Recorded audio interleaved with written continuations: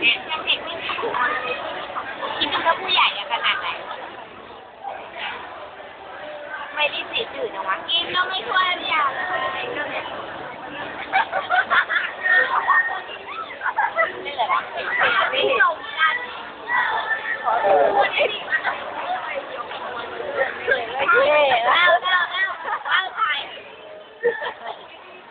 อันนี้อยากขโมยมาเริ่มเลย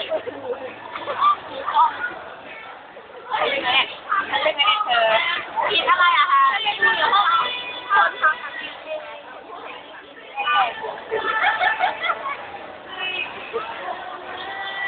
มาถ้าถ่ายก็ไม่ถ่ายแล้วปะไม่ถ่ายวิดีโอด้วย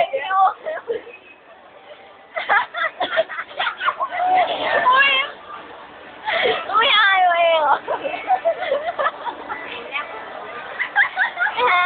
มันใกล้ๆใกล้ๆไม่กล้าเดี๋ยว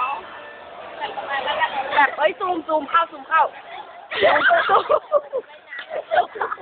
เนี่ยซูม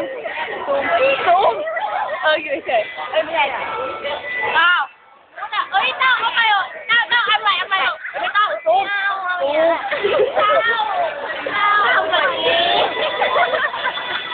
อะไรนะไม่นะเต้าเนี่ยขับมาหาใครบอกด้วยนะ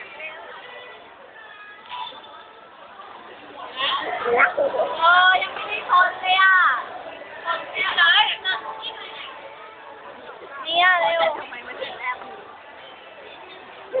หันมาที่เราลบหันใหม่ไม่เอาน่ารักดี